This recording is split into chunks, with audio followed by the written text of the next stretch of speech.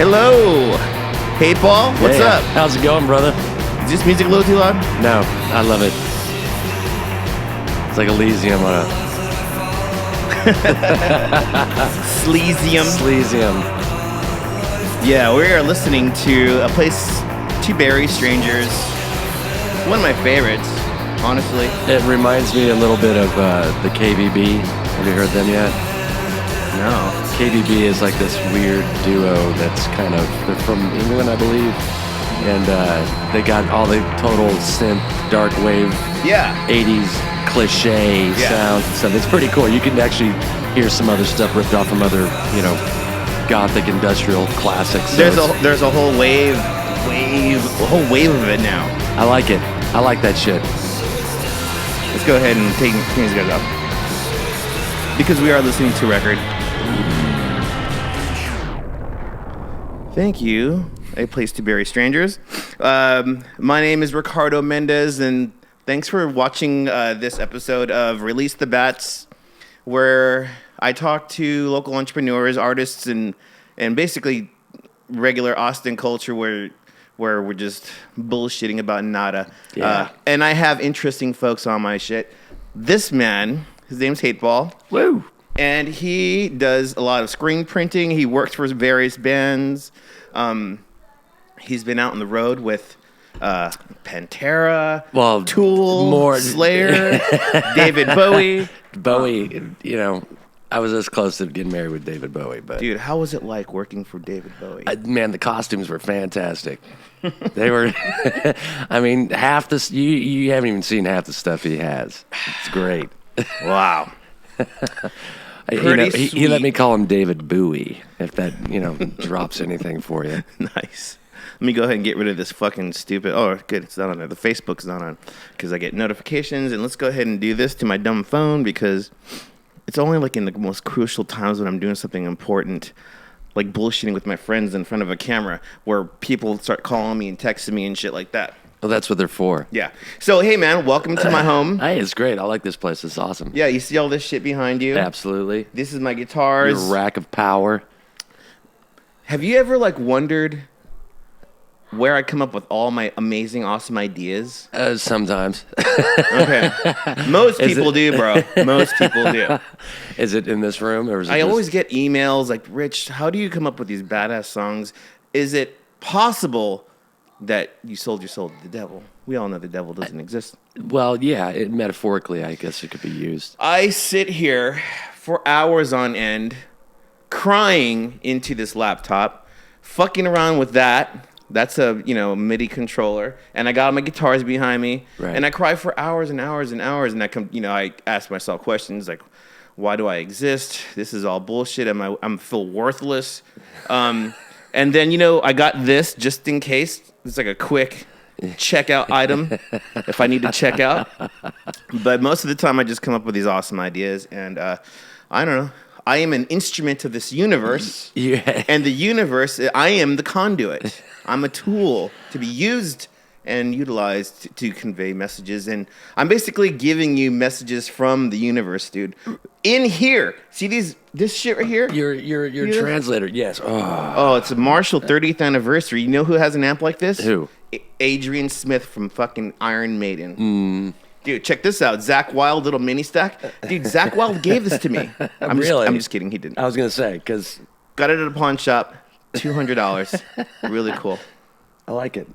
Yeah. So, to anybody out there wondering how I often come up with amazing ideas that are life-changing and most of the time might even save your life, this is where I do it. You're giving up the secret. This is my new torture item. Have you ever tried playing the piano? Yeah, I actually used to monkey around with a keyboard when I was younger. That's actually how I got into music, was messing around with keyboards. No shit. Someone gave me a piece of shit Casio. It actually wasn't even a piece of shit. It was actually one of the higher end ones. This is probably about 86. God damn, that's really nice. I started. Must have been one of the good ones. I guess it was probably a couple $100. My mom got these. I don't know how she got these sweet deals on shit for her kid. So I don't question it, but I monkeyed around a little bit with keyboards. I'm thinking of Forrest Gump. Yeah, totally. Because you're just making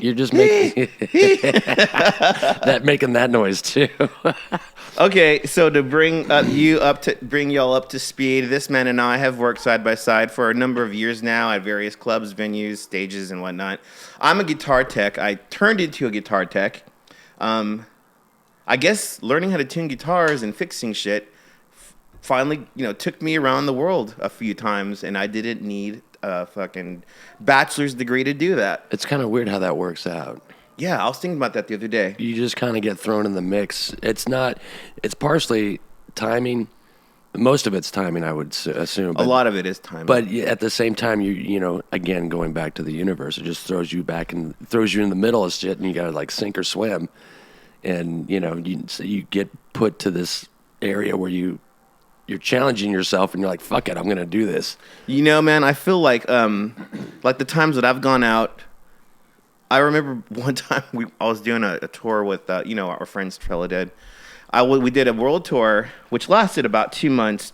And up until that point, I had only done stuff with him here in the States.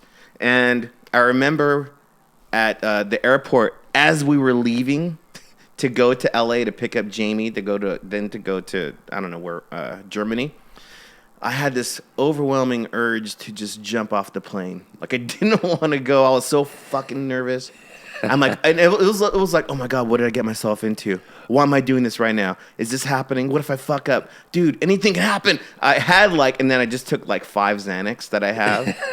I just fucking took, and I drank a glass of wine, and it took that to make me calm down. I was legitimately, because I had never been overseas or anything. Wow. Have you been on a plane before that, or? Yeah, many times. But just just locally. I mean, not locally. What's that called? Domestically, right? When you fly domestic. Continental United States. Yeah. I want to apologize real quick if you hear that little buzz. It's somewhere around here, and I'm not sure what exactly it is. It's a little grounding thing. But hey, get over it. Okay? My vibrating butterfly panties. Nice. Someone is activating me right now. This man is the most handsome person I've had so far on the podcast. Yes. For those of you who are just listening, I would recommend you to go onto YouTube. Oh my God. Get a gander at this man. This motherfucker. He's a fine specimen of a man. I wish it would work out more in my favor.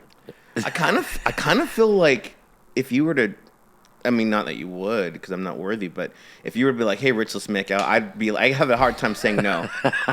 I'd have a hard time saying no. Most people do. Oh, you dog, you fucking dog. Remember Morel? Oh, the Swedish girl. Let's talk about the Swedish girl for a hot second. Okay, so this guy basically found himself in a situation where he was in way over his head. And this girl was like...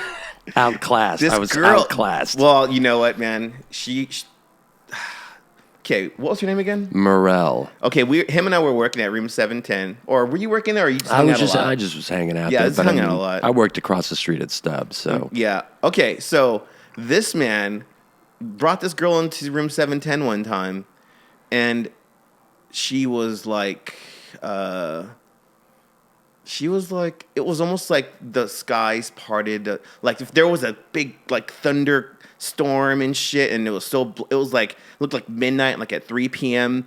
This woman just came into one of the dirtiest, awesomest bars in the world, and just cleared. She was like an angel. I don't think her feet touched the floor. No, she was definitely a smaller one, but yeah, the way that it was set up.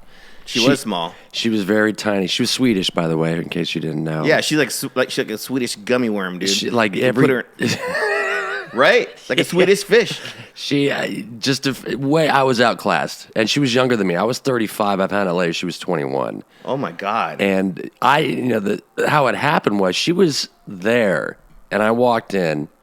And I saw this gorgeous woman sitting at the bar. Beautiful. She's amazing. Beautiful. Still amazing, by the way. You still stay in touch with her? I talked to her a couple months ago through email, I think it was. Good man. But, I was dating someone for 6 years, and then I just, couldn't really. Yeah. I actually got in some trouble over that. But anyways. All right. So this girl just totally, I saw this beautiful woman, and we looked at each other, and I was like, oh my God, this chick is just way out of my league. And she just came up to me and goes, hi, and started talking to me. And So I'm asking her what she's doing in Austin. She just moved here, and she's like, I'm going to school. And I go, well, what's your major? And she's like, history. And then I go, well, what's your favorite time period of history? And she goes, World War II. And I just pretty much came right there. Oh, right on. Dude, I would think she's from Sweden. Yeah. You know, call me an asshole, dude, but I think that people from Sweden, whenever they come here to go to school, they want to be chefs. Like the Swedish chef, dude. You know what I'm saying? Flinging shit all over the first time the first time I ever heard of when I was a kid watching Sesame or Muppets, right? Muppet Show. Swedish chef. And now whenever I hear of Swedish people, I always think they want to be chefs. Anyways, continue. And then I ended up dating her for like 6 months. And so, but I found, and then she had to move or whatever. And I found out later, I didn't even know this when I was dating her, but she is from a family that her dad used to sing in this group in Sweden, which are like second to ABBA. So she comes from rock and roll royalty, apparently. And I didn't find this out until I was on the road. I was out with Phil.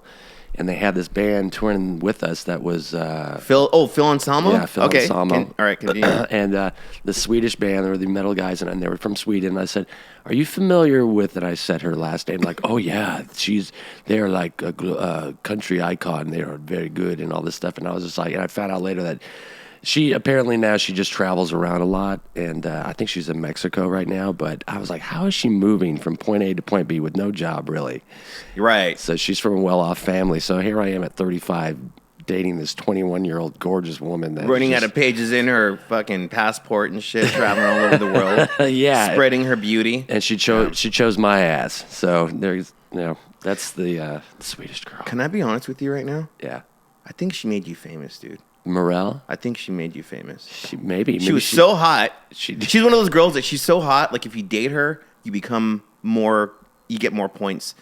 In California, I dated this girl named Angelica. And, dude, this girl was about 10 times out of my league. Right.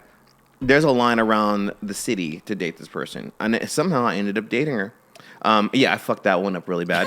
But that's usually how it works. But after that, though, because it's almost like the hotter the girl that you date, the more hotter women you attract.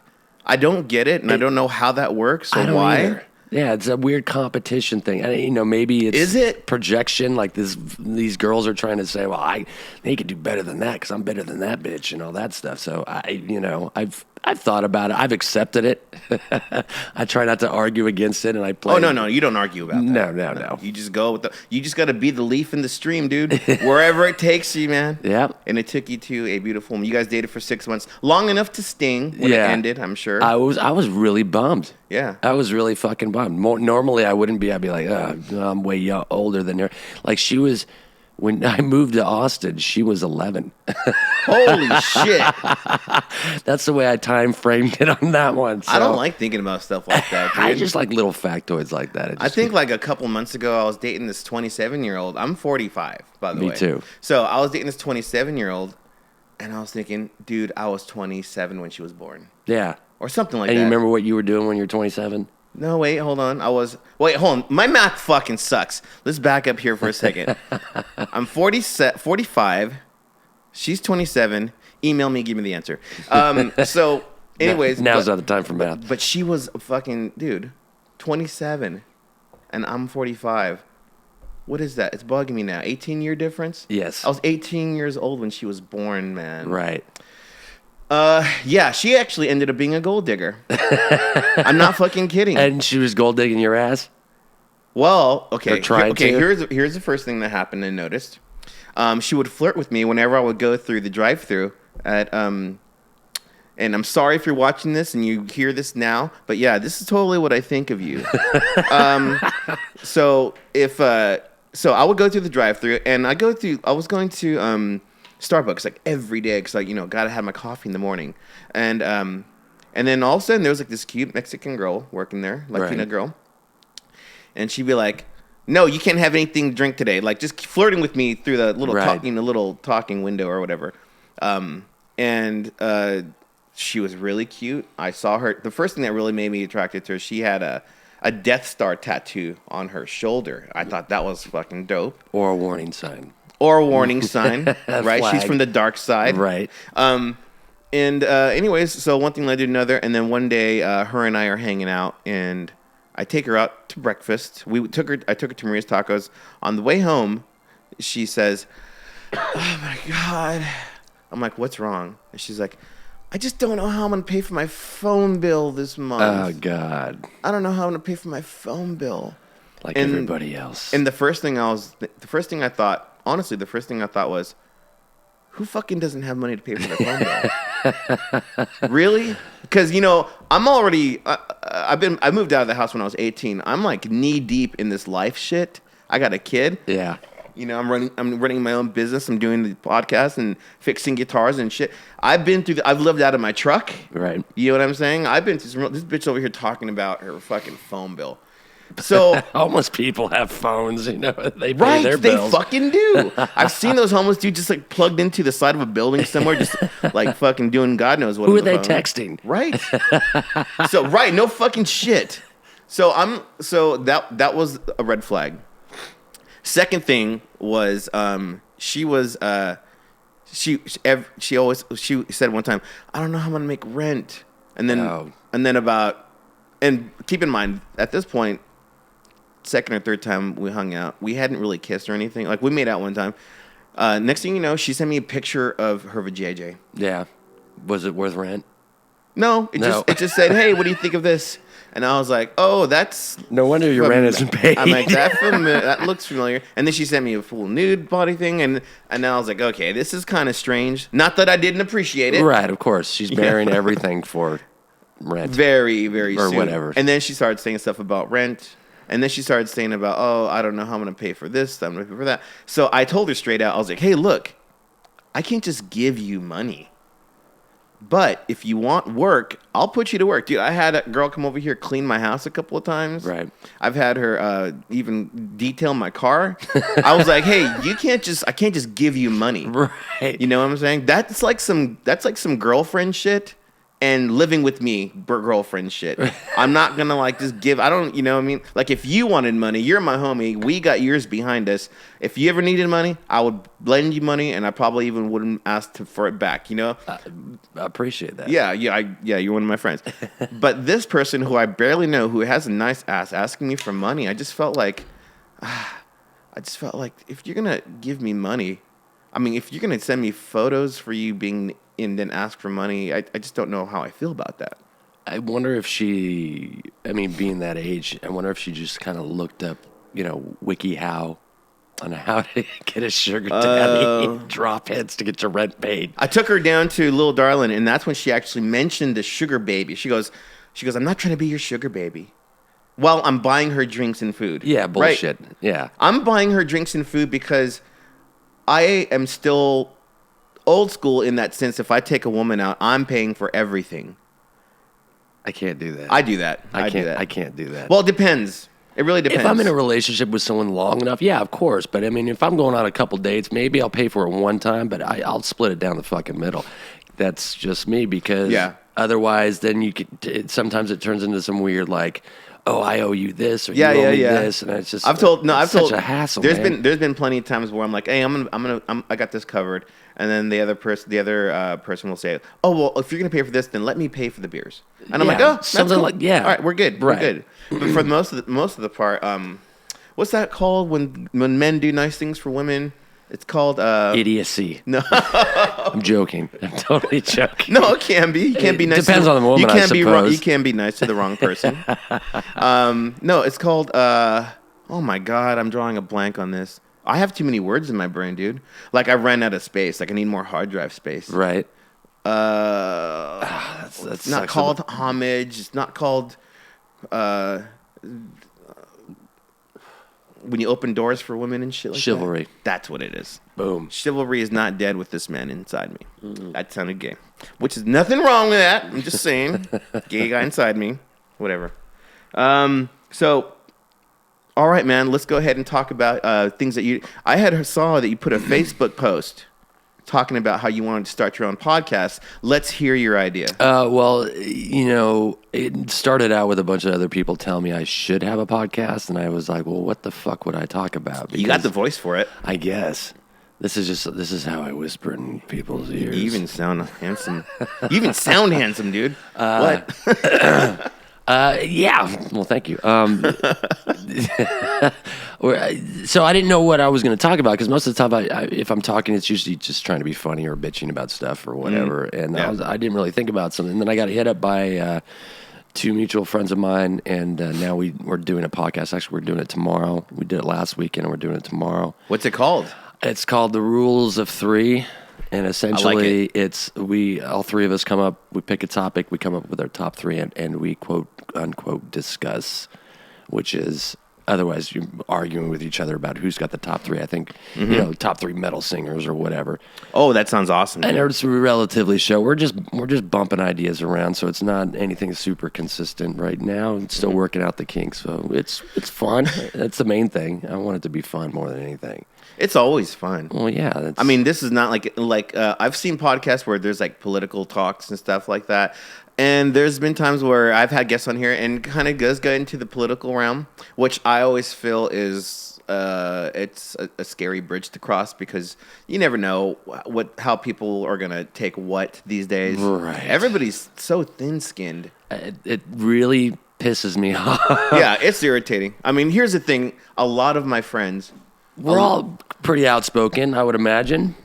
Dude, do you know how long I grew up as a chubby kid. Obviously, I'm fat. I got a little fat around my belly. I don't give two fucks, okay? The only reason why I care now these days is now my blood pressure is fucking way the fuck high. And I got to be careful. I can't drink coffee no more. Right. I quit drinking for now. Yeah, I can't drink coffee anymore. That's just part of the deal. Huh. Yeah, it's part of it. I'm on medication and stuff. So, yeah, I'm working on getting my weight down. That's whatever. But dude, people have been calling me fat for like my whole life.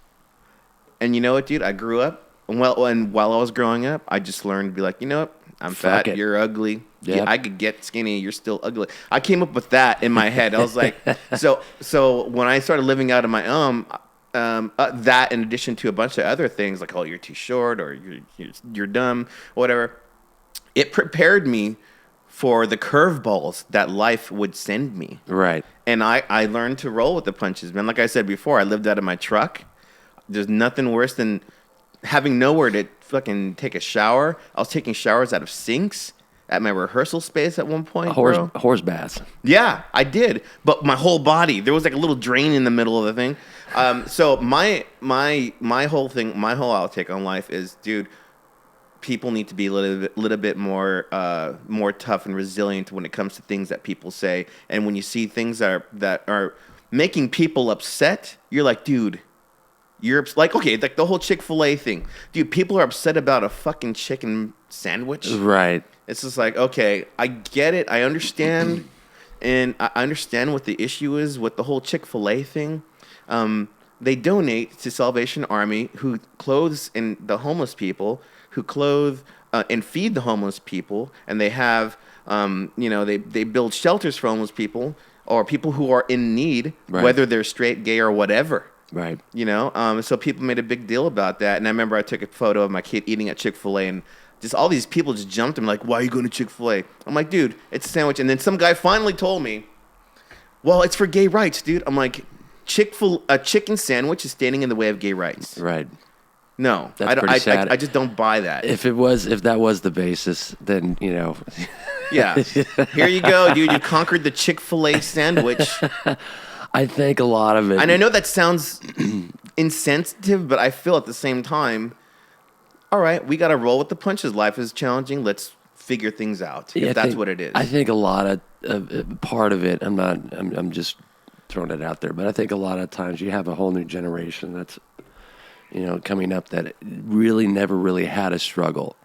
I mean, at least with us, we had like Reagan and yuppies and bullshit like that. And yeah. Whereas, now you have a generation that's raised off the internet, which is a tool. That's a trip, isn't it? It's not a lifestyle. It's a tool, but it's being misused as a conduit for mob mentality, which can be good and bad. But you also have a whole generation of people that really haven't had a struggle because, they never had to fucking go to a library and look this shit up. They just have the ease of information at their fingertips. So once you have that in your back pocket, you think you can do anything, but you don't really have any experience. So I think what a lot of people do, instead of doing that, they start getting offended and taking up causes that may or may not be worthy of people getting upset about stuff, and everyone is just, and once I think you've had a certain amount of tribulations in your life, you tend to pick and choose your battles a lot more wisely, and therefore you don't get as offended with everything that some people do. Yeah, and if sometimes, like the people that were upset about the Chick-fil-A thing, when I spoke with them about it, it was like I was talking to a person without any ears. I was like, okay, well, let's talk about this.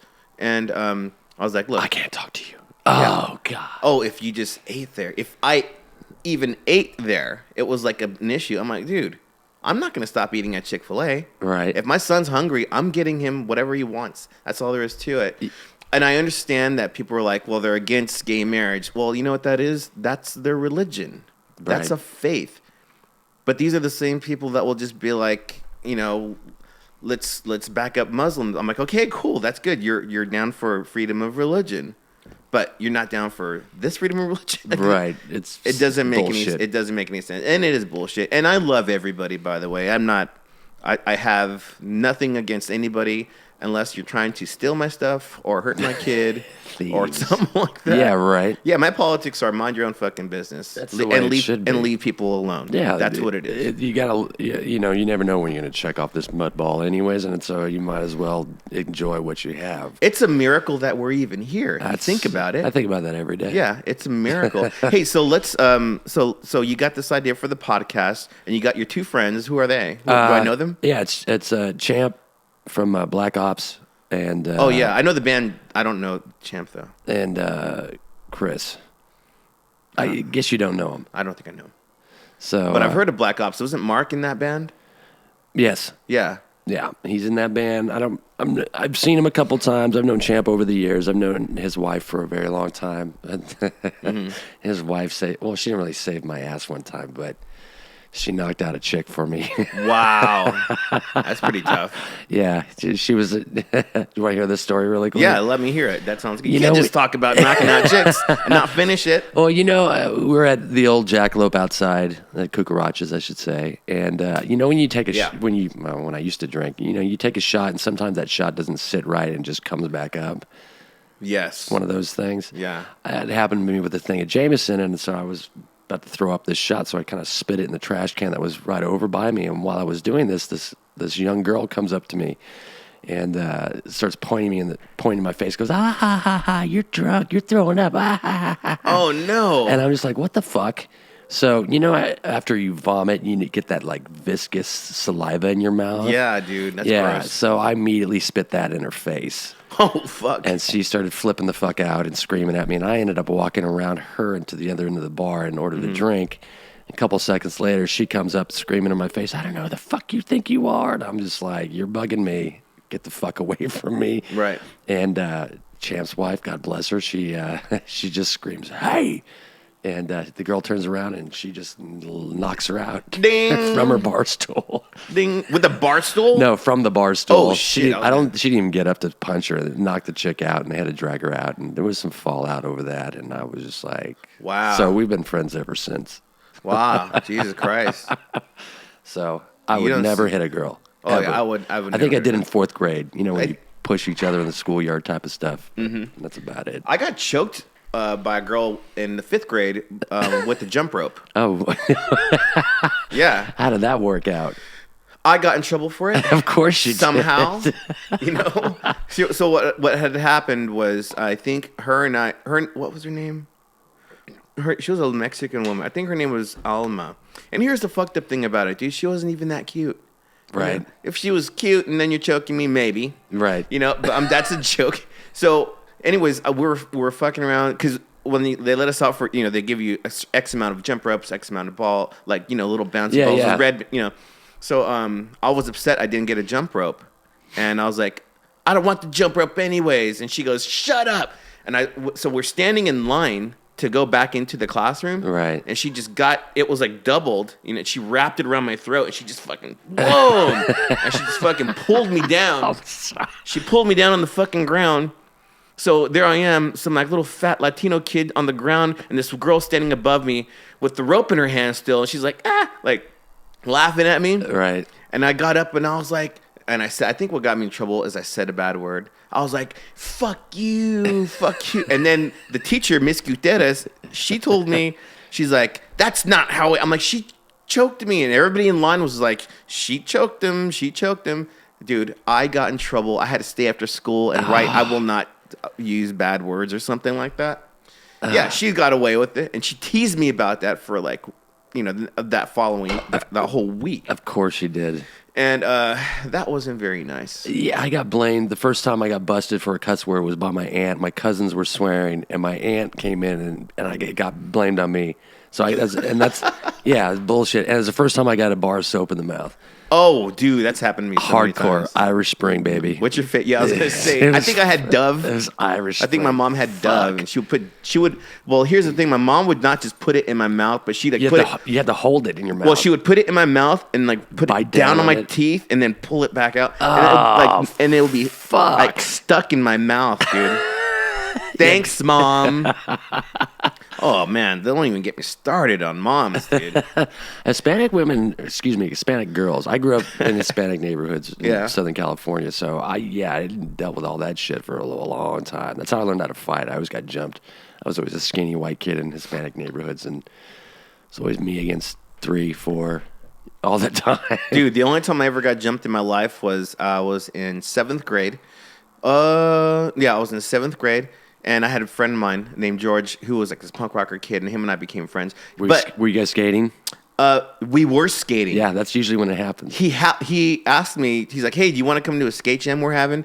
And they had got like a little ramp, and they put it up against this wall at the school. Right. And I was like, yeah. So they were doing like little wall rides and shit like that. And I was like, that's cool. And back then I was, for a chubby guy, I was pretty good on a skate.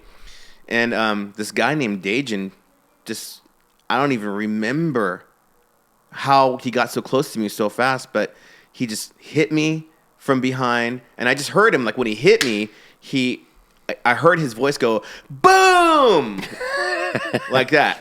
And I turned around, and then he hit me with the skateboard, and the next thing you know, like 2 of his other friends started beating me up with their skateboards, and my friend George is going, what the fuck? Like, he was freaking out. Right. He's like, what the fuck? So apparently it had turned out that it was their idea to invite me to the skate jam. They knew that I was friends with George, so they asked George to have me go to the skate jam. Oh, wow. I got jumped so he got mad at them.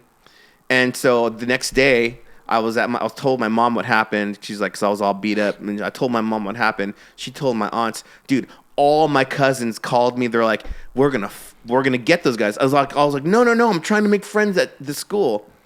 That Friday of that week, because that happened on a Saturday. Right. The following Friday, I was going out to my bus to jump on the bus, and I saw my cousin Ruthie. She goes, hey, we're here to take you home. And I look over, and there's like a pickup truck. All my cousins, there's like 6 of my cousins on the fucking dude. And they're like, where's the person that did this? And they just the whole clique of that jumping, they all just happened to be right there. Wow. And I didn't say anything. I was like, no, it's not them. And then my cousin goes, that's those motherfuckers right there. Right? And I just looked at her, and then she just, dude, they all fucking, cousins packed them. Yeah, jumped them. They all they scattered. Every one of my cousins chased each one of them down and beat them up. On campus. Okay, good. On campus. And I told them, I was yelling, don't do nothing to George. So after that, nobody obviously fucked with me anymore, right? But yeah, man, it's not nice. It's not a nice feeling to be punched from all sides and you don't know what's happening. Yeah, you can't do much, and you can't do anything. Yeah, really. You can't do shit. Sort of take it and run if you can. Run. Yeah, I got jumped a couple of times. Yeah, I grew up in a really rough part of San Jose when I was growing up. California. Yeah. What part of California are you from? I was born in Hayward, but I'm from San Jose. I grew up in Southern California. And here's the thing. My mom, I was raised by a single mother as an only child. So once I got to my mom was always moving around for jobs, and then when I was getting older, she was moving around to chase dudes. So I lived, I would live 6 months in Arkansas and then back to Southern California, or, we did 2 months in England, back to California. And so we just moved around the States a lot, and it sucked as a kid because can't make friends. You'd always were moving, so you wouldn't hold on to friends. And I hated it as a kid, but when I got older, it helped me out just to be able to learn how to communicate with different types of people and how to, be able to cope with being on the road. Because a lot of people, when you tour with bands and stuff like that, they can't. There's a lot of people that just can't hack it. They crumble because they can't be away from their safety net of their house or their room or their city or their whatever. Yeah. And so, but as the older I got, I liked it more, and I became more nomadic as I got older. So I would always move around and live in different spots. But we'd always move away and move back to parts of California at some point. Yeah, like a Rolling Stone, man, gathers no moss. That's right, baby. That's how I keep this boyish figure. Yeah, I've noticed that the lack of moss on you, man, very telling. Just the telltale sign of a man who just keeps rolling. You gotta keep moving. So when you're going to do a podcast tomorrow with those two dudes? Champ and Chris. Yeah, and we haven't really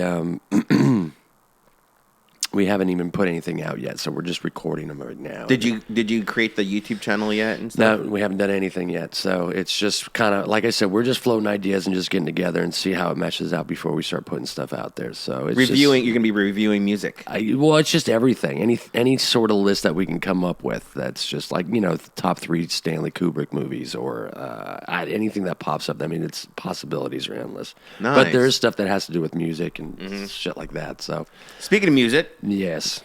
Tell us about your band.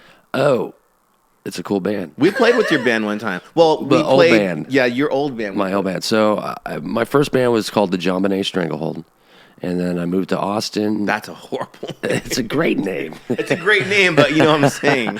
Anyway. And then I started another band called Me Versus Everybody. We started that. That's who I played with. And then I brought that band here to Austin. And then now I'm in a band called Kinetic Discord. And it's with Trey from the Crumb Bums, as well as Ram, who's also in Concrete Elite, and Prions. I don't know. I always say Prions. And then he's also in Concrete. He's a drummer. We got Mike, who's from Austin, and then, Mike's from Boston, and then we got Germs, who was in Agrestics and the Eviscerators.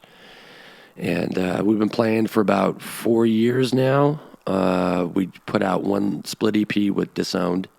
That's out right now, piece of vinyl, 12-inch vinyl.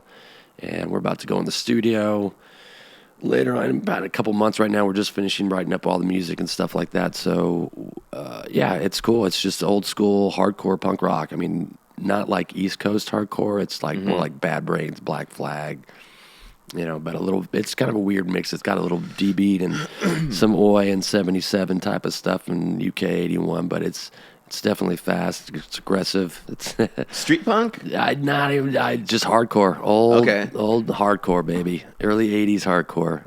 So that sounds fucking great. Yeah, it's called Kinetic Discord. I hate the name. I really? It's not too bad. I voted against it. I'm kind of. What was the name that you came up with? I wanted Prevenge. Prevenge? That's a good name. Yeah. I like that Revenge name better. before Prevenge, yeah. I actually think that's a tougher name. Yeah, but, I got outvoted. So. Kinetic Discord, though, it's too many syllables for me. It sounds cool. It rolls off the tongue very good. Yeah, so you against everybody. We played, or me against everyone. We played a show with y'all.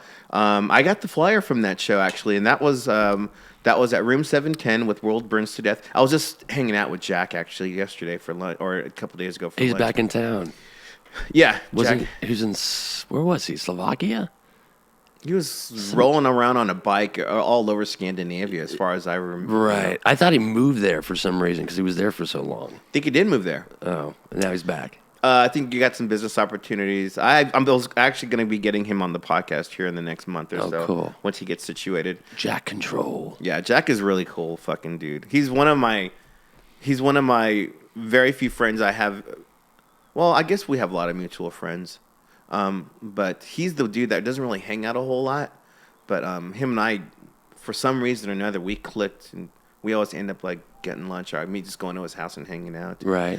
He's done a lot of mastering work for me. Oh, fuck yeah, he did ours too. He did Connect Discord's mastering for the EP. Dude, our friend Jack Control has a business called Enormous Door Mastering, and they master every punk band on the planet. He did Satan. He's done shit for Fear. I mean, Fear. Just, any band that you know that's got any worth its salt. Dark punk Throne. He's done black metal. He's done a bunch of different stuff. He's a great guy.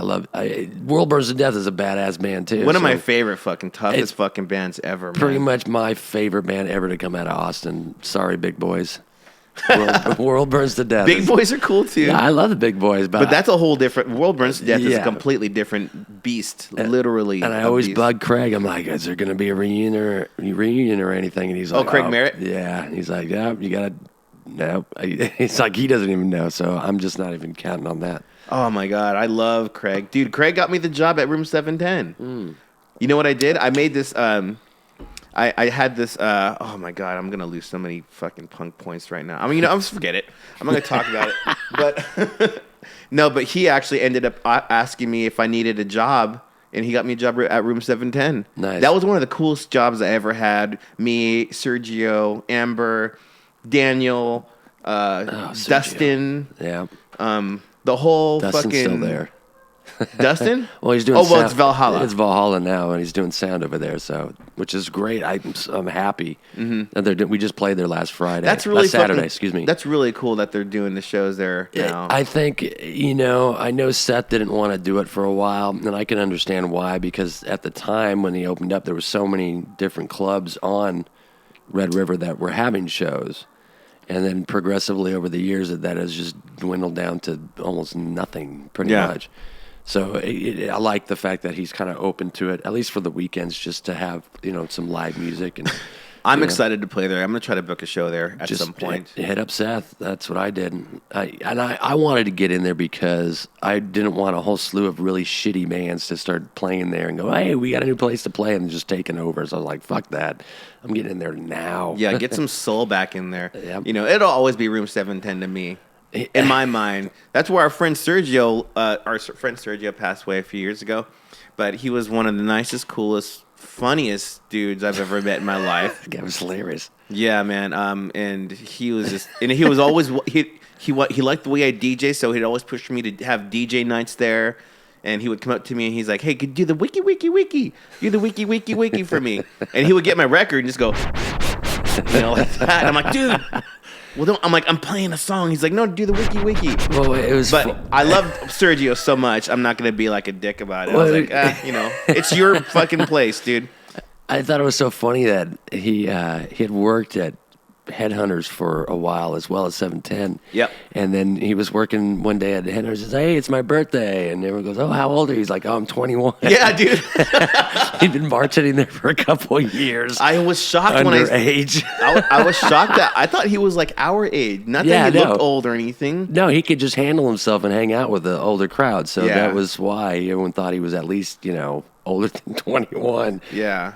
Yeah, rest in peace, Sergio, man. You were one of my favorite, most favorite people on Red River, and made me feel really welcome. Yeah. Room 710 was really fucking cool place, and that's when I got close with Dustin. Dustin and I are still close to this day.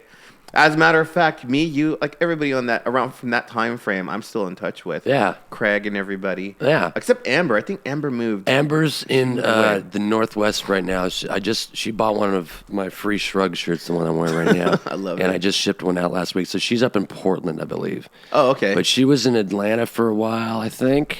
And I thought she was still on the East Coast. Yeah. Yeah, and I think she was in Cleveland too. And she got mad at me one time because I was rolling through on tour, and I didn't have time for us to hang out. She got mad at me, and I was like, "Look, I'm kind of working. That's why I'm on the road. So I don't necessarily have enough time to cut out and go hang out for 5 hours. It's hard. It's hard to do anything, really. You can't really, unless you have a day off. You're there to work. You're there for the band as as part of the crew and doing stuff like that. And I'm as a merch person, I'm the guy that's one of the more important jobs is basically making money for the band. Yeah.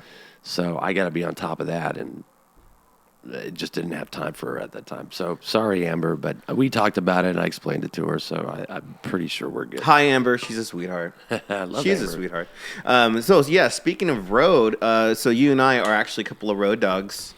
Yeah. I've been out on the road many, many times, been around the world a few times, mainly with Trail of Dead. Right. But who have you gone out with? I first started out going out with Hank Williams III. Wow. That was my first tour. That's a big gig, dude. European tour. It was my first tour. I did 12 countries. Oh, shit. You had to fuck around with euros? Yeah, I never had been on the road pounds and with euros. bands in a tour bus, much less, Hank III, who doesn't really tour Europe at all. Mm-hmm. And it was his first, he did one else, but this was his first tour. So it was my first tour, European tour, first tour, blah, blah, blah. I tour with Phil Anselmo's bands, which are like Down, Superjoint, Philip and the Illegals, and then I did a run with Guar 1 year, and then I've done some stuff with like smaller bands. And shit I've been meaning to check out the Illegals. Yeah, it's different. The newer album's different than the first one. The first one's, it's all technical, but it's a little more. The first album's a little more all over the place as far as what people would normally expect from him. Mm-hmm. So I think it was more of a groundbreaking thing. What happened with Phil doing? I know that he got in trouble a couple of years ago doing that Seek Heil thing. I think that to me it looked like a joke because I kind of know that he's sort of known for having a really dark sense of humor. Yeah, that's exactly it. I got approached by more than a few people about that incident. I was like, were you on tour when that happened? No, that was a one-off. They were out in L.A. doing some Metal Masters thing or Dimebag tribute, or I can't remember what it was. That's how much I give a shit about it. But right. He, and this is when he was drinking. He hasn't had a drink in I think over 2 or 3 years, 3 years maybe. Mm-hmm. And he's got. I can honestly say he's one of the most funniest motherfuckers I've ever met on this planet, and he's hilarious. Even if he's trying to be or trying not to be, he's just funny. And so going with that, he's definitely got a dark sense of humor, and he's very confrontational when it comes to shit because it's Phil Anselmo. He doesn't give a shit. So, right. And I've never met him. He seems intimidating. He isn't. He's not. He is. I love Pantera. Honestly, I don't get starstruck. I really do. I don't get starstruck. I rarely get starstruck. I used to when I was a kid, but working with him and stuff like that. Like for example, the first tour I went out with him, I wasn't smoking weed at the time. I was more of a drinker, and we're sitting in the back of the bus, and a joint's going around. Everyone's smoking weed. And I take a hit of it. I didn't take a hit. I was going to pass on it, and he looks at me weird, and he's like, "Hey, bro, you better take a hit of that shit, or you're fired." And I was like, "All right, I'll take a hit of it." So I took a hit and passed around. So about a half hour later, I'm stoned, and he's, he's talking to me, and I'm zoning out and whatever. And at some point, he hits me upside the back of the head, which is. I fucking hate. I'll fight over that shit. Anybody hates that shit. Everybody hates it. Everybody hates that. So I just kind of stop and I look at him. The room goes quiet. There's like 6 of us there. And I go, "Look, Phil, I know you're bigger than me. I know you're a rock star. I know you can box and all this shit. But you do that shit again, we're going to have a fucking problem." And he just kind of looks at me and goes, "Okay, sorry. Anyways, let's smoke this fucking joint." Nice. So ever since then, so my point being is that he can be intimidating to people, but once you get to know him, he's just like everybody else. He just has a little more experience in certain avenues that most people don't. Mm-hmm. But he's also, he's been a singer. He's been, his job has been singing in bands since he was 18. Yeah. So he doesn't walk around. I think he just got his license for the first time like 3 years ago. A driver's license? Yeah. So he does, someone's always Why? driving him. Because he just doesn't need it. Just never had to have one. Yeah, someone would drive him or pick him up, and wow. He very rarely, like if we're on the road and he's got to leave the bus, he very rarely leaves the bus on his own or goes somewhere on his own. Mm-hmm. In fact, at all, I doubt I've rarely seen him do that. So he's always constantly, and I understand why. People know him. A lot of people know him because it's fucking Phil. Well, you have to be. I mean. I've met a lot of big rock stars in my life too, like on the road mainly. Right. And the one thing that I've noticed about all like the bigger name people that I've met is they're all just really, really ridiculously nice. Yeah. Like most of them. Put most of them. I think I met the band Jet one time, and those guys were a bunch of cocks. Dude. Yeah. Like fucking those guys. are pieces of shit, and I'm so glad that their fucking band tanked. And I would never wish that on anybody. But those guys were complete fucking assholes to me. For no fucking goddamn reason. No reason. I didn't do shit to them. I don't understand why people they saw some documentary or read about some shit somewhere that, you know, you can be a rock star when you can piss everybody off and not give a fuck, and that just doesn't fly anymore. No. This isn't the fucking 50s. This isn't the 70s. You know, you can't be throwing fucking furniture out of a fucking hotel room window, 20 flights up. That just doesn't work anymore. And not only that, but people don't want to work with assholes. Yeah, that's... So Phil might be a little bit rough around the edges, I can imagine. But, there's an element to Phil, I'd imagine, that's just a genuine dude. And I saw the apology video he did, and that seemed very forthcoming. He's super nice. He just... If you can relate to him... and you get to that point, he's super fucking cool. Now, he's a very focused guy. Mm-hmm. So, if he's thinking about something or working on something and you're trying to chat his ear off, he's going to fucking blow you off. I get that. Most people are like that anyways. Mm-hmm. So, but he's, like I said, I consider him a really good friend. Although, I haven't seen him in a couple of years. I haven't been on the road with him in a while. Maybe he'll watch this. But anyways, yeah, dude, I don't think I've ever gotten... The only time that I've ever been starstruck is when I had to work for Slayer. When I had to work for Slayer, and right. It was in a recording environment, and it was for a week, and it was just me, Kerry King, Tom Araya, right, the producer, and the owner of American Records, just in this little tiny recording studio on 5th Street. Across the street from, Lamar and 5th Street. Huh. And so, yeah, it was one of those deals where I had my guitar boat set up. I had all my tools out there because I was guitar tech for Kerry King. I guess he had this guitar tech named Armand, bigger dude. Armand. And he had passed away. So that's why they needed a tech. So I got the gig through Frenchie Smith. Thank you, Frenchie. Eternally grateful for that forever. Thank you.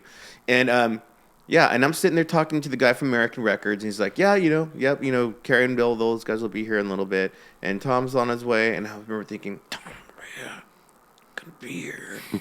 Tom Maria's gonna be in my head. Right. And I'm sitting there going, all right, cool, perfect. I'll get everything ready. And I'll just doing all this stuff. And then start talking to the engineer, and the engineer, his name, oh my God, dude, his name is Greg, and he's done like Metallica, System of a Down, it's like mega fucking right. Greg Gordon, producer, right? So him and I are talking, and then all of a sudden I see the owner of American Records on his phone. He goes, okay, yeah, man, all you gotta do is just come down through and just walk through the hallway. You're gonna see a door on your right and whatever. And then he hangs up and goes, okay, Kara's going to be here right now. Rich, right? And I was like, yes. Fucking Kerry King walks through the door, and I'm just, hi, Kerry, my name is Ricardo, my name is Rich. I'm Rich Menez. I'm here to help you out. And he goes, cool, man. And then he goes into the area where we have the amp set up. He wants to inspect stuff. And for whatever reason, there was like Mesa Boogie cabinets. This all happened like within 5 minutes. The first 5 minutes of me meeting Kerry. Right. So he walks by me, goes into the area where we have all the sound shit set up, and because he's cutting guitar leads for 2 of the songs off of the latest album. Right. And there's for some reason there's Mesa Boogie cabinets and amplifiers in there, and I just heard him say, what the fuck is this? Oh God. and then so I look at so Dino and Kerry come back into the recording booth, and Greg's like, so what's going on? And I thought that I'd done something wrong. So I'm shitting bricks, right? And then Kerry looks at me and he goes, who put those fucking Mesa Boogies in the fucking, and I was like, the Mesas, those are just, no, those aren't, I didn't bring those. I'm just here, I'm just doing tech work. And he looks at Greg. He's like, who bought those fucking... And then Dino goes... And then Kerry storms off. And as he's storming off, he's like, get those fucking things out of the goddamn building. Oh, God. And I was like... I'm in Slayer.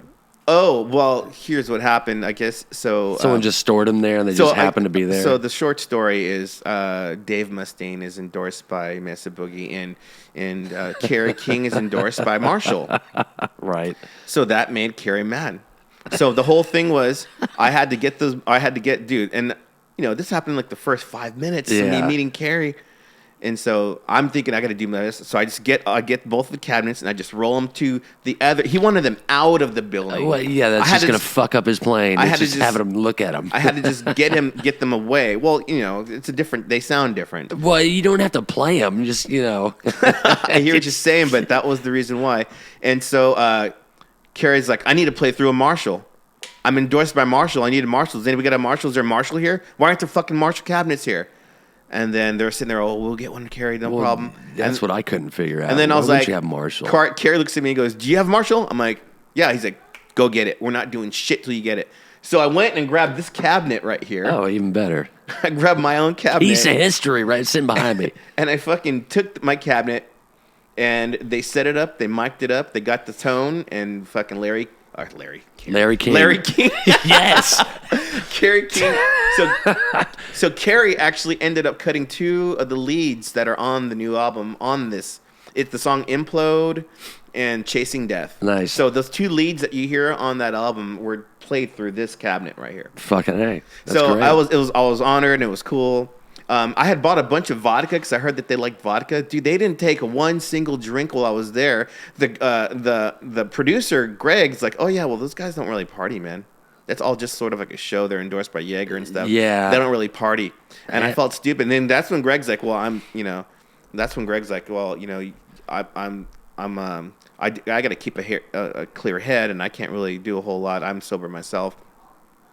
And so that's when I realized I'm looking like an asshole right now. I brought all this fucking booze. Like, what do I think? Is this party time? I fucked. In my mind, I fucked up. I thought I was just gonna try to cater. Was this after Hanneman passed away or before? This is before. Yeah, he was the partier. Yeah, man. And but that was the first time I'd ever been starstruck. I wasn't as starstruck when I met Tommy. Tommy was really cool, dude. Immediately, just like puts his hand on your shoulder. How you doing? Are you all right? Cool, man. And just if there's anything you need, if you want to talk or something bothering you, he's really mega nice dude. So I immediately felt, but Kerry seemed like, let's fucking do this, fucking, and he was saying weird stuff like he would cut a guitar lead and he'd be like, I don't know, man. I don't know, like it sounds good, but it just doesn't sound evil enough. There's there's not like this.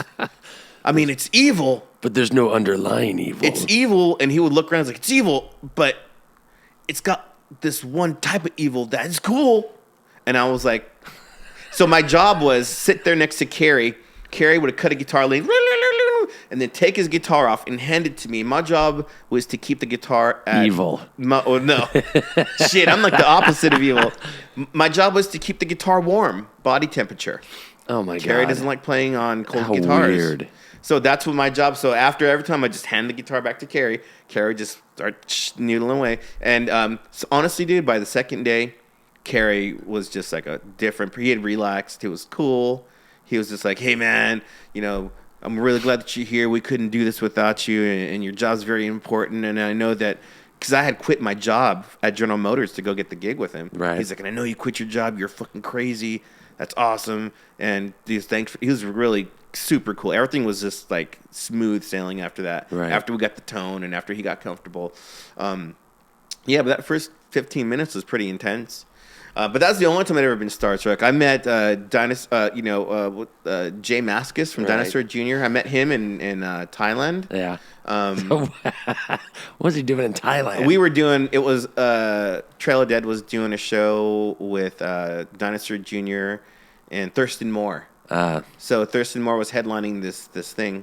And so I got to hang out with, I was doing drinking and hanging out with Thurston Moore. And then I met Jay Mascis, and Jay Mascis, I always just remember that the first thing I said to him was, dude, I'm so happy to meet you. I've been wanting to meet you forever, and I love all your albums, dude. I'm here working, but just want to let you know my name is Rich. If you need anything, let me know. Right.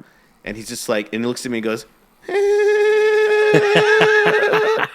that That's really cool, man. Did you hear about that shit he did Such a good dude. Such a fucking cool dude. Did you hear about the shit that happened, was it 2 months ago at Mohawk?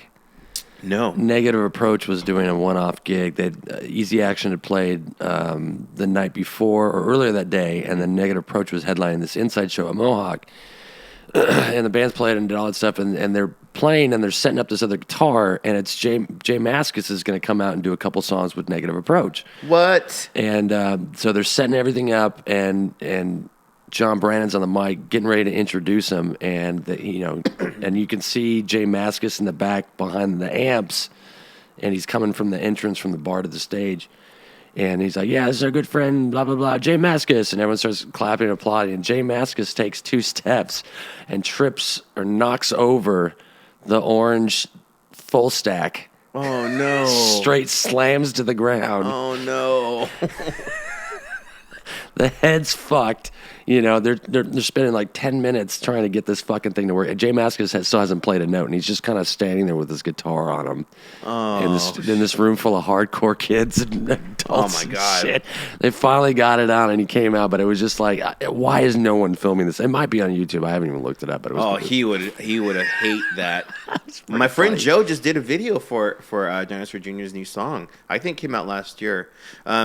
Yeah, I've seen Jay Mascis do an acoustic set at Stubbs in underneath, not like the main stage, but like the inside stage at Stubbs. Uh-huh. I'm going to Stubbs to go see Tycho. Do you still work at Stubbs? No, fuck no. I worked there for 12 years. I got the fuck out of there. It was a great place. Don't get me wrong. I mean, it just at some point about 4 or 5 years ago, I was like, hey, I need to make more money. I'm in my 40s and I'm a door guy, security guy, whatever. And is there any possible way I can make more money? I asked the general manager and my boss, who's Brad's a friend of mine. Yeah. I haven't seen Brad in a while. Good friends of mine. And they all both said no. And I was like, well, I guess that just spells that out. And so I ended up walking out at some point. But yeah, I liked it there. I mean, I think I was like part of the last guard that was where they could pretty much get away with anything at that place. Yeah. They got cameras everywhere now, and it's like, but they, of course, after I quit, they raised the general rate to like $15 starting. I'm like, you motherfuckers, it's like, fuck. With the tip out? No, just with the tip out. So you'd be making $15 an hour, and I was making tips. Yeah, and I was making $12 an hour plus tip outs, and then they took that away from me because I had seniority, and they spread the wealth around, so I wasn't even making. I was been there for 12 years, and I wasn't even making, barely a little bit more than anyone else. But isn't that a bummer, dude? I hate that shit. I hate that shit. God damn, that makes me mad for you, man. That's all right. Better, bigger, and better. You deserve everything. Well, here's the good thing. The good thing is that you're starting to become, or you have been, but now it's coming to fruition. The podcasting is fun. I like it. I make a little bit of money off of it. Basically, people will hear about my band through the podcast, and people buy records. There you go. Trying to build up the thing, but here's the thing: I cuss a lot, so it doesn't get monetized. You know what I'm saying? So really, I can't you can't. There's a lot of rules to YouTube. Like even because of the Chick-fil-A thing we talked about earlier, like that could be like a thing. I might get a warning, or they might not allow me backlash. I might have to edit it out or something. Just stuff like that. There's a lot of rules to YouTube these days. You can't really. It's like you're walking on eggshells on YouTube, basically. That's kind of bullshit. Yeah, but whatever. I still appreciate. Yeah. I appreciate that it's a platform that I can use, even though I'm still building it up. I need more content, which is why I'm trying to get more people on. I talked to Mike Wiebe from Gamblers. Is that how you pronounce his last name? Yeah, Mike Wiebe. Okay. Yeah, I talked to Mike Wiebe from the Gamblers, and he is going to be on he's on tour right now with Dracula's. Yep. So he's going to come back, and Jamie Miller from Bad Religion and my friend Eric Sanger, during South by, they're going to do a little pop in. Nice. I mean, that's what I've been told. Right. But, we never know until it happens. During South by Southwest, hopefully I'll have a couple of cool cats on here I can bullshit with. I just started figuring, I was like, you know what I thought? I was like, I know every person I know is mega interesting and funny and smart and to a certain degree inspirational. And so I was thinking, all right, dude, let's just, let's start talking and getting this shit out. Talking to our friends about different business ideas that they have. You're making shirts, right? I've been a graphic designer for 45? Shit, no, longer than that. Pretty much since I was making money since I was like 21, doing just ideas and just doing stuff. Mostly it just started with bands and doing flyers and shit for bands. Yeah, you're a self-starter, dude. Yeah, I got off the streets. I was living on the street for about a year and a half, and I ended up moving back in with my mom to get off the streets back in 95, I think it was. And she was in Monterey. And there was some show Monterey in California. Yeah. Okay. Gorgeous place, completely fucking boring. And so there was a show that was coming up, and it was just like some worded flyers. Like, fuck that. I'm going to make something different. And I just made some flyer out of, I think it was like PowerPoint or some shit like that. You used PowerPoint? It was my first flyer. It was for a band called Future Under Question, which was FUQ, fuck, whatever. And I used all these little PowerPoint icons and put together this flyer, and they really liked it. And then I had to say, hey, make us another one. And then I just kind of slowly but surely steamrolled from there. And then I started picking up gigs doing, album covers and this is like in the late 90s. So a lot of people didn't have access or knowledge of computers or anything really. And I did, because I've always been raised around computers. Nice. So I just started, punk rockers and all that shit. I just started capitalizing off of that. And it wasn't really until I moved to Austin that I started doing more shirt designs and more poster designs towards bigger bands. And, I moved to Austin for music, period. So I figured I could capitalize off that doing my artwork and shit like that. So, and I just been kind of kept doing it. I took a break on posters for about 5 years because I was drinking heavily and just not giving a shit. So, and then I just started back up. So that's when it's a constantly evolving process and trying to do different things and try new shit. And shirts, I've been getting really lucky with shirts lately. So I've been focusing on that. Good for you, man. Yeah. What's going on? So let's talk about the drinking situation. What made you take a step back and go, oh, this has got to change? It's kind of, I've been drinking for almost 30 years. That's a long minute, dude. Fucking time. And the biggest breaks I've ever had of not drinking every day, it was usually maybe a week. There was 2 breaks I had where I quit for 28 days, and another time I quit for 23 days. Prior to that, or in between that, I maybe had taken a break 1 or 2 days, and other than that, I've been drinking every day for 29 years. So at 45, it kind of was leading up to it. I got tired of it. I got tired of making excuses for it. I got tired of I was getting upset with myself, super depressed. There's, a couple suicide scares, and just, I remember, I hate to use the whole Pulp Fiction moment of clarity description, but I was sitting at one of my favorite bars, and I was sitting there. I wasn't super drunk or anything, but I was sitting there. I wasn't talking to anybody. I didn't know anybody there. And I was just looking around at people like, man, all these guys are fucking assholes.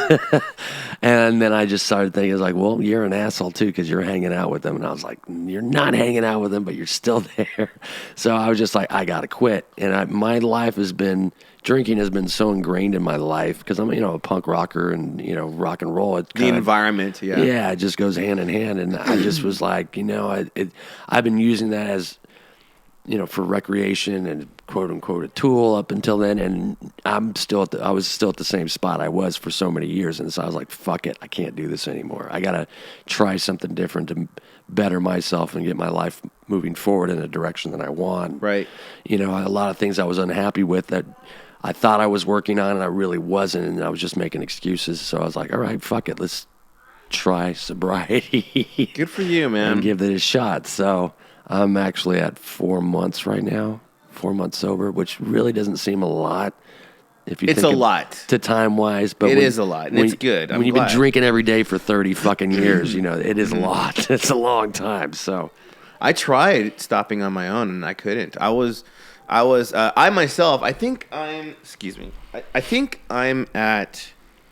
I actually have an app on my phone. It'll tell me the exact day. I got one too. It's got to remind me. I don't look at it every day because I'm at that point right now where Is this the one that you use, Nomo? No, I use one that's just called Sober. It's just a clock called Sober Time, I think it is. 109 days.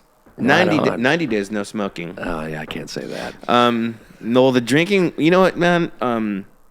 Because a lot of things changed in my life last year with my blood pressure. Right, this point right now in my life, I'm as heavy as I've ever been, and it doesn't. Like if I had problems like dating or something, I would be like, but I don't. I don't have problems dating or finding dates and stuff. I'm a good-looking dude. I'm funny as hell. You are. I drive a fucking Absolutely. I'm talented, and the people that I tend to attract are normally like really just cool-ass people. And so that's never been the situation. But the problem is the blood pressure, and then I'm a dad. Right. I got a 6-year-old I got to take care of, and I need to set an example for. I was saying, high blood pressure, isn't that part of the job of being a parent? Doesn't that come with the job? Kind of. It's stressful. That coronavirus is fucking around. That gets me. I think about it. Right. It's worried. Well, you're a parent. You got to think about it. Yeah, of course, man. People always think that being a parent is hard. It's not. It's something that you do naturally. It can be stressful. But now you just got this little dude that you hang out with, or a little girl, or whatever. And most of my friends have children. Right. And they're all really good parents. So now I have. Yeah, since I had shit parents, I have good parents to follow, to lead off of. Yeah, exactly. You know what I mean? But I found myself, I would normally throughout the week, I would start drinking at 9 p.m. I would always end up like at Twin Liquors and get like a half pint of vodka. And I'm like, this is all I'm drinking. This is it. This is all I'm drinking. And next thing you know, it's like 2 o'clock in the morning, and that fucking C-boy's fucked up. Yep. Or I need more. Yeah, and then I'm hungover, and I'm taking my son to school at 7 in the morning, hungover, shaking and shit. And I just felt like, and then I would come home and sleep till like noon or 1 o'clock. Don't get shit done. Yeah, I'm fucking feeling like shit, and then in the evening, just at one point, so changing the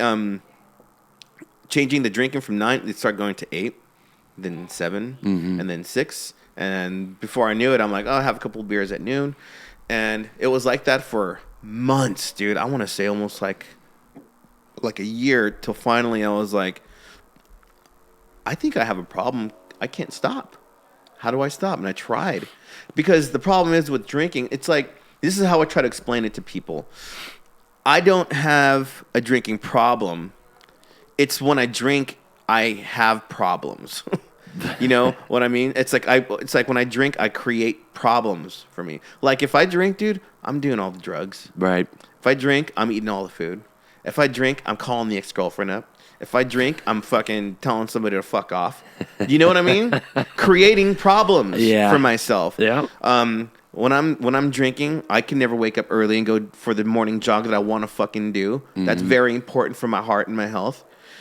So I called up some friends of mine and I was like, "Hey, you all go to these AA meetings. I think I need to check it out." So I went to the AA meeting, and the first thing that people kept telling me at AA was, "All right, dude, here's the thing about God. When they talk about God, God could be anything. Right. God could be anything. Okay." And I was getting that. I was like, okay, but here's the thing. I already believe in God. Right. I already believe in God. It's not a biblical. I don't live like it's not the Christian God. It's not the Muslim God. It's not. I don't subscribe to any organized religion. I feel like organized religion has hijacked our spirituality with our relationship with God. God is there regardless, and so my relationship with God is directly with God, not through some person who gives me an instruction manual and tells me this is how you do it. Yeah, it can't be directed. It's got to be personal between you and God. I mean, that's what it is. My personal opinion is everyone can believe in whatever the fuck they want to believe in as long as it doesn't affect me. And my theory on that is that if I don't think any human being, alive or dead, can possibly fathom what that person wants or what God itself wants. So in order to write it down and dictate it and spread it to the masses, that's bullshit. It's total bullshit. It's bullshit. I'm not interested in getting people to believe in God. Yeah. You know, I'm not interested in change. I don't want to change which anybody. is part of Christian doctrine. Which right. I I don't want to change anybody, and stop trying to change me. Yeah. You know what I mean? I talk to my mom often, and my mom's like, you know, big Christian. She's like, I will be praying for you. I'm like, you could. Because cool. I do believe in the power of prayer. You're sending somebody positive vibes. Energy, yeah. Yeah, and I'm like, dude, yes, give me all the positive energy. I don't give a fuck what religion you are.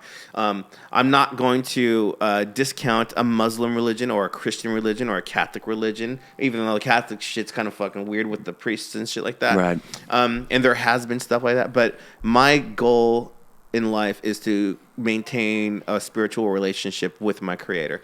Now, in AA, I was like, dude, I already believe in God. It's cool. Just, yeah. But for the first like 2 weeks, they're like, okay, dude, God doesn't have to be God. I'm like, hey, don't worry. I'm already past the God thing. Yeah.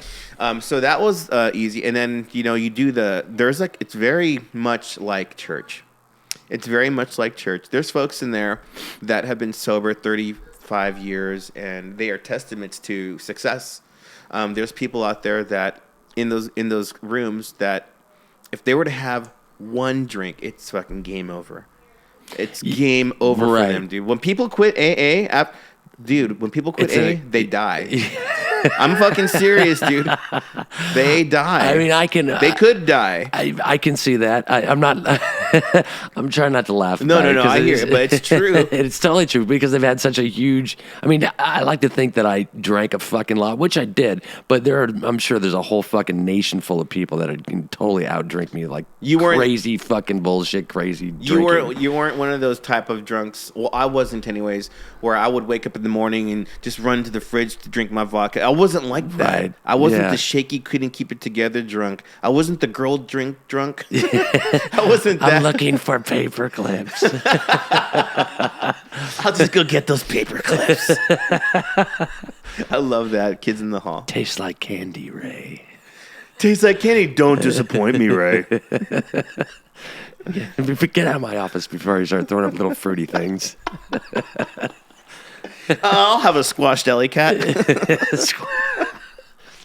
Yeah, it's such a dude. Anyways. Yeah, right. But I was like the type of drunk where if I had a drink, then I would want to keep drinking, but it wasn't something that I want to say wasn't controlling my life, but it definitely was hindering. A career drinker. It was hindering my life. Right. So in my heart of hearts, I feel I need to start taking my life seriously. That is something I don't need to deal with.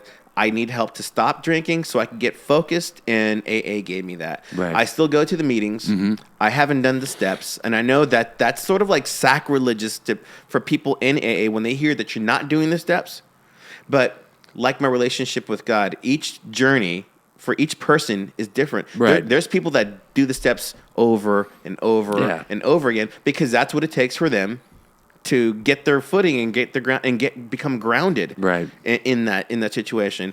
You know, I'm not one of those people where if I had a drink, it'd be the end of the fucking world. I am in the spot though, right, where if I did have a drink, I'm not going to edit this. Right. You know what I mean? I'm not going to edit this. I'm not going to start working on the video. I'm not going to take the shit that I need to take care of. It won't get done. Right. You know what I mean? So I'm just not at the right point in my life where I could put my guard down. And I don't know if I ever will be. Right. Because now as an adult, you look at shit and shit's real, man. Shit's fucking real. And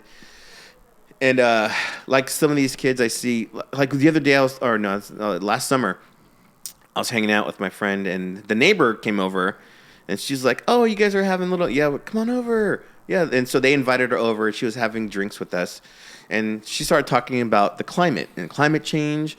And I was just sitting to her. I was like, yeah, you know, plastic in the sea. I understand that, styrofoam, totally. And we should, you know, I recycle, dude. You know, I'm fucking conscious of that shit. Right. But this bitch took it like one step further and started openly weeping in the middle of this party. She's like, but here's the problem. The problem is these fucking... Have you seen the ducks in Alaska? Alaska? Like, just... And all these sea turtles are doing cocaine with all the straws and I'm like, stuck in their noses. Yeah, dude, we've always seen that shit. And I was sitting there, and almost like the message got lost in translation because I was overwhelmed by her emotional response. That I remember thinking, and I asked her, I'm like, how old are you? She goes, I just moved here, and I just turned 23. And I was looking at her, and I told her, this shit gets harder. I'm like, you cannot just cry about this stuff. You cannot just cry about this stuff.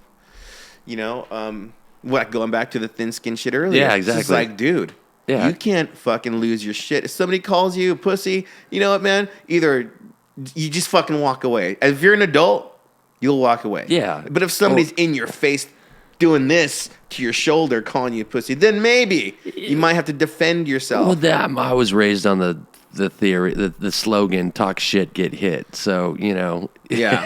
Oh, dude. If you're talking shit, you better be able to back that shit up. There was this dumbass, I got into it. Here's another thing about Facebook. Don't engage in stupid arguments online. Just everybody, that should just be a thing. Anyways, so I was a dumbass, and I engaged. It had something to do with Lyft giving musicians rides to certain venues for free during South by Southwest or something.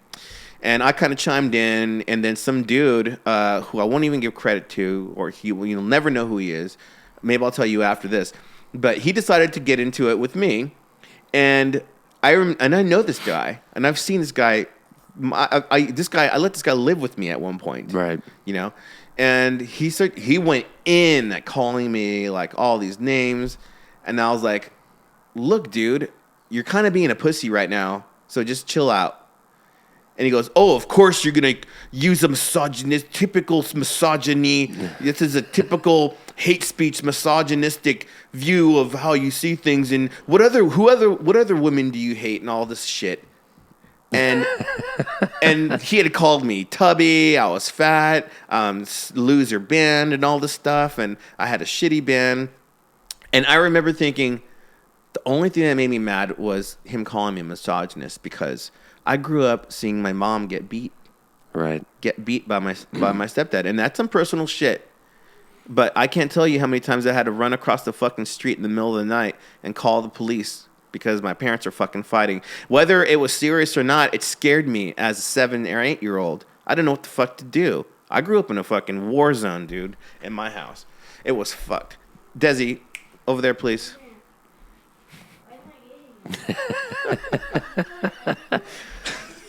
It was fucked, Desi. We have a tourist entering the studio. You have it easy, dude. Never forget that. So far. Right.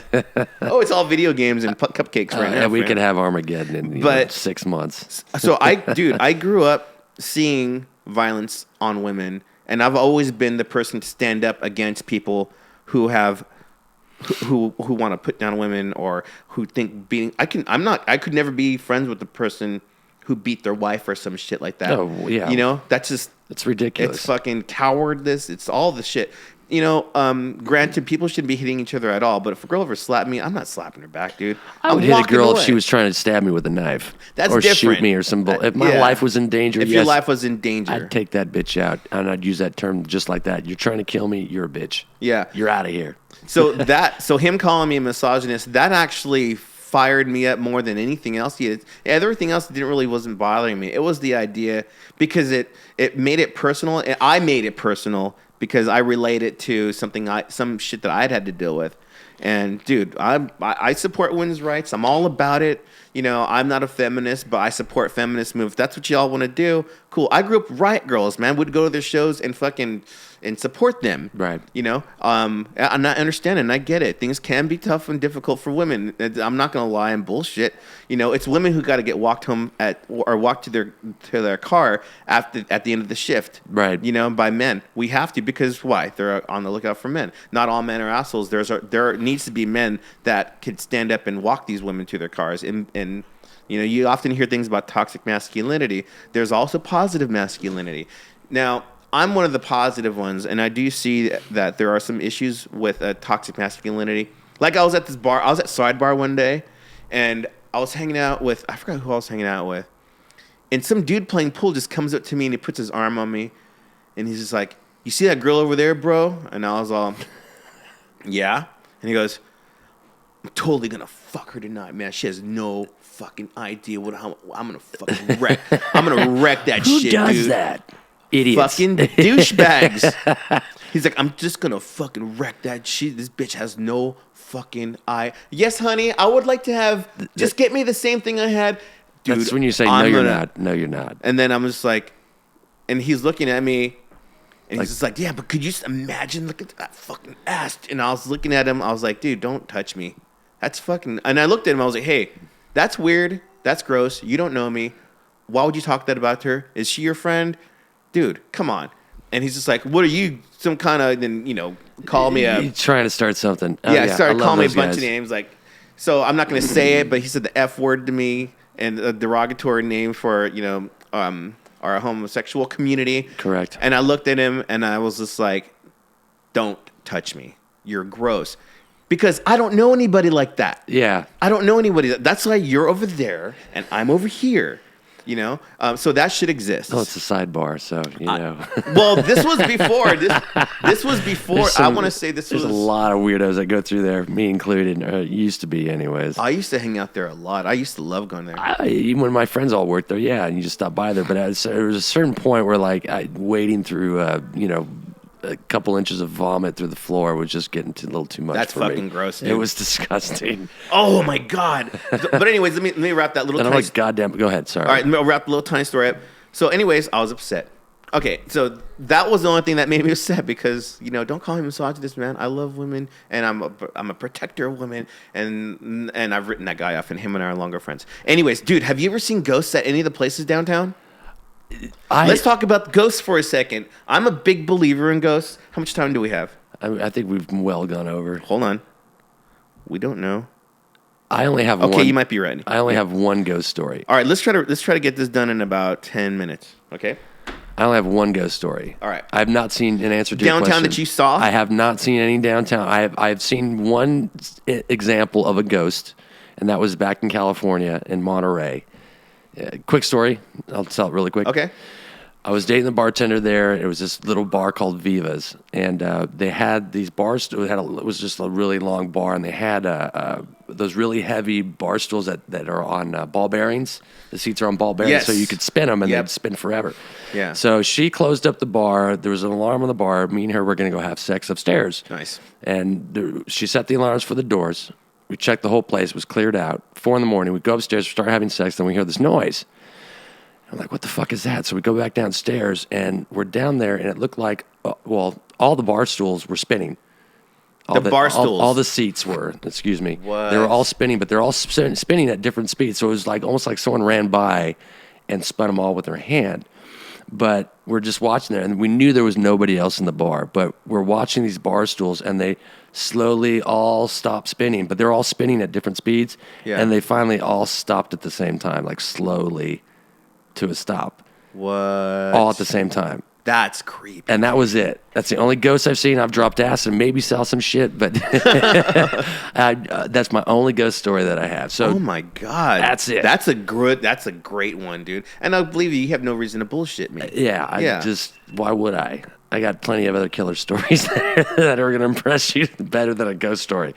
So, man. But go ahead, the downtown ghost stories. Yeah, I saw a ghost at fucking Beauty Bar. Really? I saw a shadow, a big, tall, skinny shadow at Beauty Bar when I was DJing. Right. Nobody believes me. I saw it. It went across the fucking... also, I've heard ghosts at Room 710. All of downtown Austin is haunted, by the way. There's a haunted ghost tours you can go check out as well.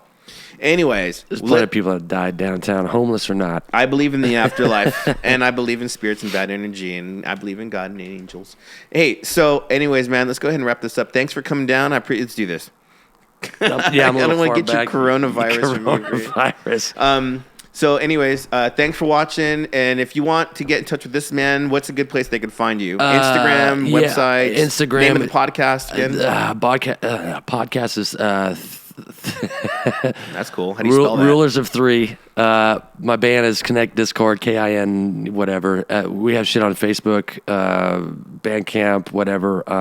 I have a merch site, which is my company. It's called Anti-Atomic. You can find that at antitomic.bigcartel.com. And other than that, you can find me on Instagram as Heytball, HeytBall, or on Facebook as the same thing. Nice. Yeah, I'm gonna go ahead and put those links in the description. Sure. Please like and share this video, subscribe, and hit the little bell so you can go ahead and get the notifications whenever we put this out. Also, remember to be fucking nice to each other. Yeah, be kind, and the most importantly, be kind to yourself. That sucked. Thanks a lot, guys. Bye. Thank you.